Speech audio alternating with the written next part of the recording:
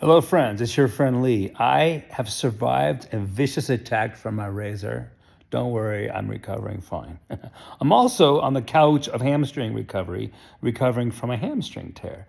Um, I've really turned a corner. It's been a little over a month since the operation to reattach it, a little over 6 weeks since it got torn off, and I'm starting to feel better. It doesn't really hurt, and I'm starting to feel spicy, right? I'm starting to get antsy, and that's wonderful, right? And um, this time off, of course, is I would consider a lull. You know, I had plans, man. I was going to go travel to Southern California and coach and work with some of my people, and E and I were going to take the trailer out and go camping and do all kinds of cool stuff this fall, right? Well, you know, those plans have all been canceled, and since I'm in a trough, remember before every jump is a trough. I might as well be in a trough, and be thoughtful and consider what I'm doing and why, and this specific injury is a new kind of injury for me. I've made all kinds of mistakes and done all kinds of stupid things that resulted in injury. Acutely trying jumps I shouldn't try, chronically messing my shoulders up because I wasn't taking care of myself, that kind of stuff. But this particular one, right, it was like I wasn't making a mistake. I wasn't going beyond what I'm capable of. It's just that the forces of this particular corner were too much, and that hamstring, all three heads of my right hamstring just pulled off the pelvis. Donk, right? And it's the first time I've ever had like a structural failure because of wear, right? And so it's marking a shift in my athletic career, right? And I'm very strong right now. I mean, not my hamstring, but the rest of me, I'm in really good shape. I'm strong enough to tear muscles off bone. I can corner well enough to tear muscle off bone. Like, good for you, Lee. You achieved that goal. But this is marking a transition for me as an athlete, right? And the way I'm putting it to myself is like, listen, Lee, it's no longer about learning to generate and manage maximum forces between your body and earth, right? Corner harder, jump bigger, that kind of thing, right? It's time for that to go. And now the focus, and I've already been heading this way. This is just forcing that transition. My focus as an athlete is on the internal experience. Achieving flow, achieving peace, whatever your language is, that's what it's for, right? It's internal. And one of the beautiful blessings of an injury like this is regression. And of course, if you want to create more room for progression, just go through some regression and you get to start over again. So like right now, like about a week ago, I was able to put my sock on by myself. And after a month of relying on E, God bless you, E, I wouldn't. Where would I be without you? She had to put my socks on for a long time. When you can finally put your own sock on, it feels about as good as hitting a big 40-foot jump for the first time. So I'm enjoying little things, and I am also aware that as we age and our bodies become just less capable of big externally measured things, eventually we're not going to be able to do much of anything when we're really old. It's like your only experience is going to be internal. So I see this as very valuable practice. It's so neat that like learning how to find joy on a mountain bike in that state is really teaching me how to find joy, the same joy without a mountain bike. And that's valuable. And so this is good practice, right? Okay, so that's good stuff. And I've really, have been able to have a chance, right? Because just thinking here, you're down in the hole. The hole is a thoughtful place. The air is where everything's exuberant and fun. The hole, if you're not afraid to be there, if you don't judge it as bad, is where you're thoughtful, right? And be thoughtful. And so as I come back, I'm going to be back training. I'll be off crutches in a couple of weeks. So I'm going back to training and doing my thing, right? It's like, all right, well, again, it's like, okay, for me as an athlete, it's less about aggro bigness that can be measured on the outside and more about my experience, which again is what it's really all about anyway, We know the trap of metrics anyway. They're useless long term. And it's about further deepening my coaching practice, which is very, very, very important to me. I consider, at least for the time being, helping mountain bikers ride better and be happier people who experience less suffering to be in my life mission. It's a silly life mission, but it's mine. And I'm going for it. I'm giving it, right? Okay. One of the decisions that came from this time in the hole is a fun decision. It's a decision with ease support. Cool chick. To re-engage with the beautiful sport of motocross, the great sport of motocross. Man, I love me some motocross. And they have these new electric motorcycles these days. You don't have to deal with all the things that engines do, and you can have brakes like a mountain bike. And it's the essence of trail riding to me is achieving this deep, deep, deep flow state. And it's for me, if I'm by myself, if I'm not serving other people, just talking about me as an athlete, I love trail riding the most because there's something special about passing through space, processing data, right? I'm a very, very, very unique person, in case you haven't noticed. There are downsides of this gift that I have, these gifts that I have, but there are a lot of pluses to them. And one of them is I have a very unique ability to be in a flow state. And generally, a flow state, by definition, is a lack of awareness of self. But for some reason, I'm built such that I can be in a flow state and observe it. And I can watch my systems. I can watch myself, execute learned patterns. I can watch myself extemporaneously adjust. And it's really satisfying. And of course, that awareness is what makes me a really, really effective teacher, because I know what's happening and I can express it. But the reason I love it so much is that specific kind of engagement really relaxes me. It's the second most peaceful, relaxing, and centered thing I know how to do, and absolutely the best that I can do by myself. And an electric motorcycle, I believe, is going to help me spend more time there. I also know that with a motocross stance with foot pegs, my feet will be neutral, my hips will be neutral, it'll be easier on my hamstrings. So this is a way for me to continue to explore this flow, continue to deepen my practice as a mountain biker and a mountain bike coach with a new tool. Okay, I'm very, very excited. And I will be posting tons of e-moto content. Trust me, it's coming. Because there's a lot of crossover for mountain biking, a lot. And a lot of older mountain bikers, especially with the gravity bent, end up going to e-motocross. And a lot of you are already riding electric bikes already. So slippery slope. Just get rid of the cranks and ride. Okay, cool. So I'm excited to get back into motocross. As soon as I'm well, as soon as I'm ready to handle those forces, I'm doing it. Okay. So, of course, you're about to get into a sport that you've done before. You start to consider, well, like your past, your history, right? And in my motocross history, there have been, let's say, 2 epochs. The second epoch happened in the early 2000s when I was racing downhill. I had become a fit athlete, a confident rider to the level I was at. That in the year of 2004, when I was riding a lot, Moto 2, I was the national Cat 1 downhill champion. So it was pretty good, for me. I was stoked about it. And I was using motocross because if you're a downhill racer, really, it was really popular and common among high-level downhill racers to train on a moto because you're just going faster. You're processing more data. You're hitting things harder. It's just training. And a lot of the high-level downhill racers were also very good motocross racers. I believe, the legendary Sean Palmer, his dream was to become a motocross racer and make a 250, a main in Supercross, and he did it. Brian Lopes was a competent pro. One time I was in a hare scramble, and I caught up with Mick Hanna in the class ahead of me, and boy, oh boy, we got into it. It was juicy. I'll tell that story another time. So it was really, really common, and that's why I did it. And it was fun. I was more skilled. I was a lot more fit. And most of the skills that we learn riding mountain bikes go straight across. Straight across, but without pedaling. Okay.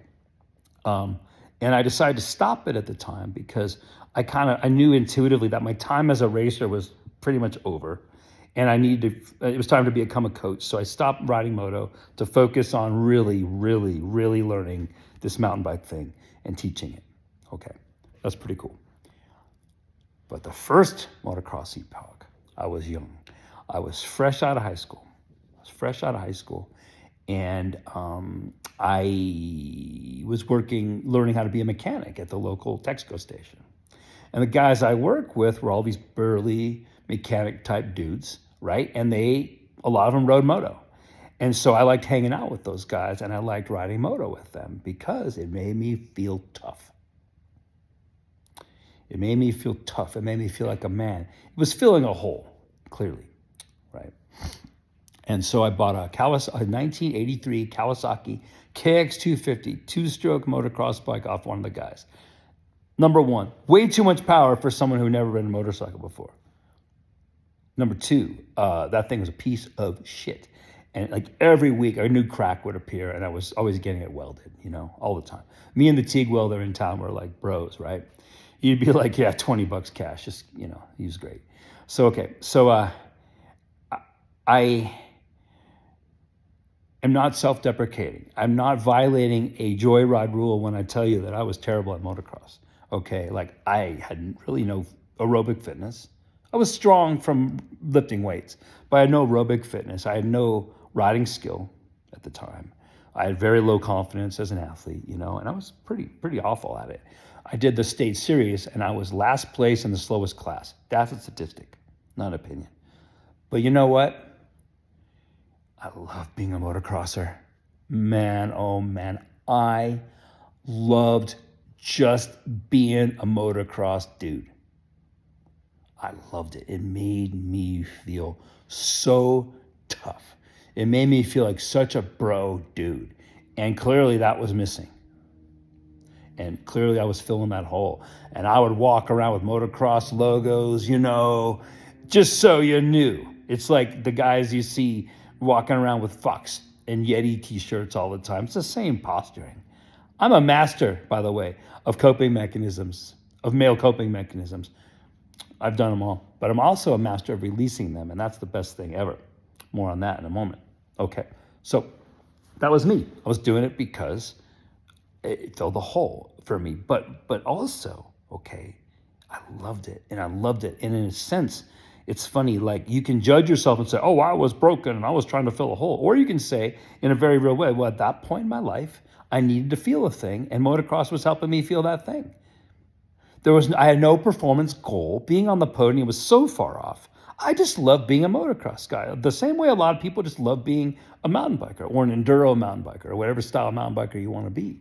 That's where I was. And it was wonderful. And it was pure on hindsight. It was really beautiful time for me. Okay.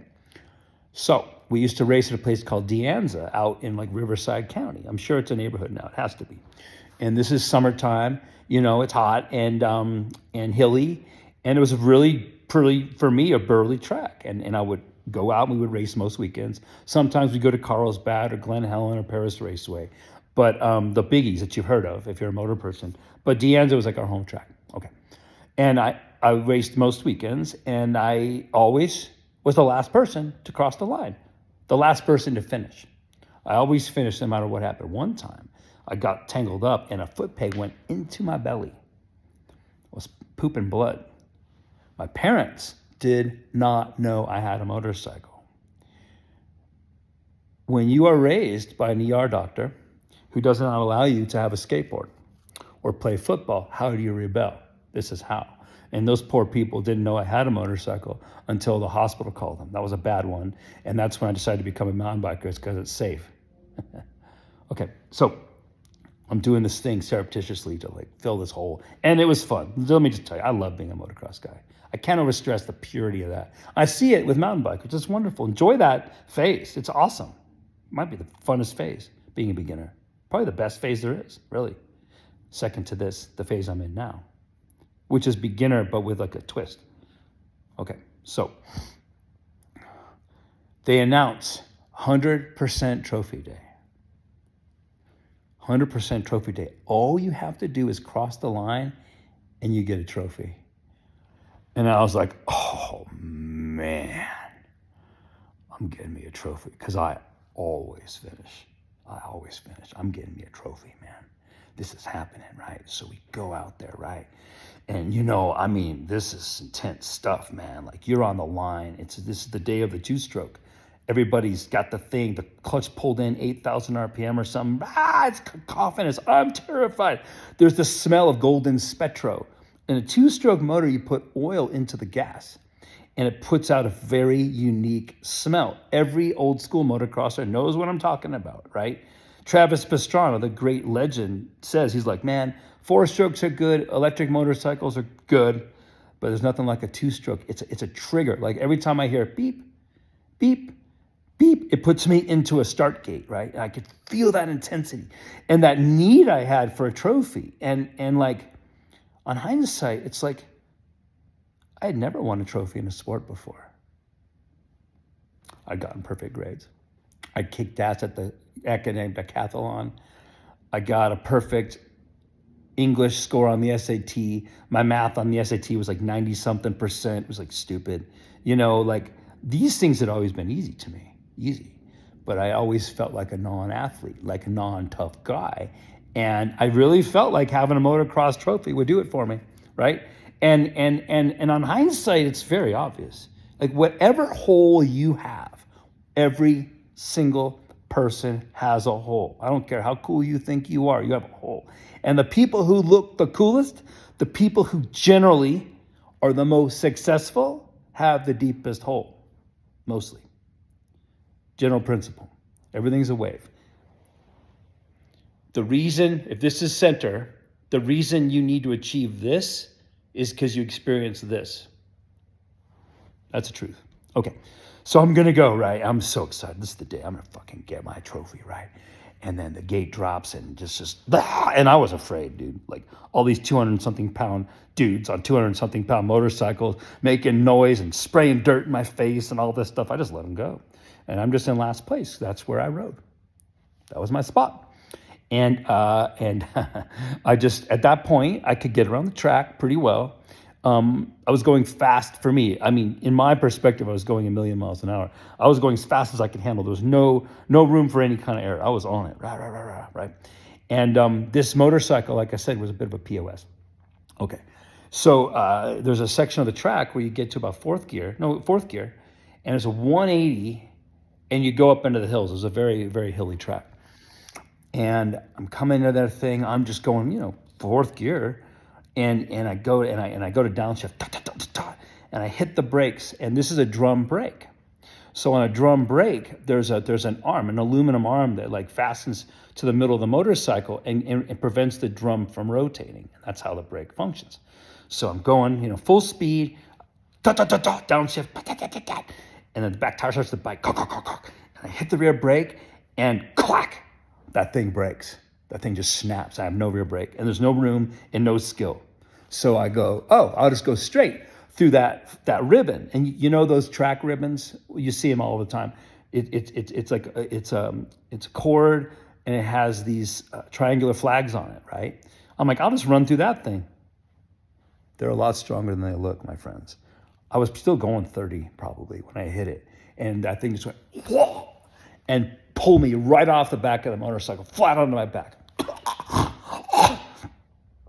Must finish. Get up. My motorcycle's pretty far into the crowd, right? And I run in there, and at that time I was friendly and slow. And if you're friendly and slow, you're not a threat to anybody, and everybody loves you. My friends, you bros know this one. When you become fast, then the relationships get more strained, don't they? They sure do. But right then I was friendly and a non-threat, so they're all, yeah, Lee, you go, bro.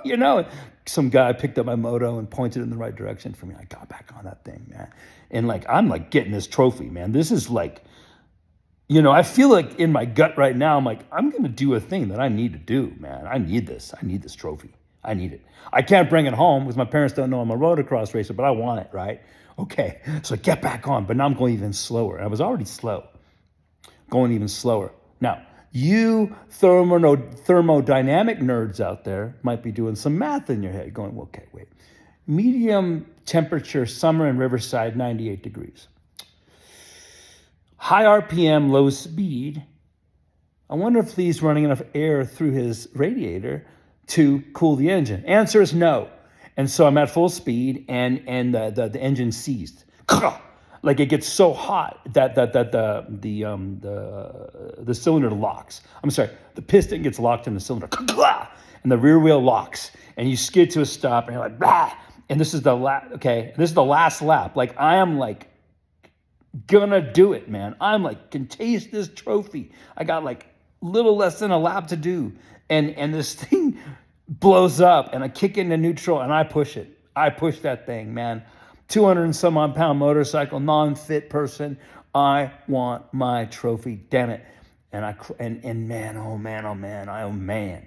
Like, you know, like the finish line's generally a jump, isn't it? Mostly. So I push it. I remember pushing that thing over, finishing, and getting my trophy. I was so proud of myself. I felt so good about this. And that trophy wasn't really about riding a motorcycle well.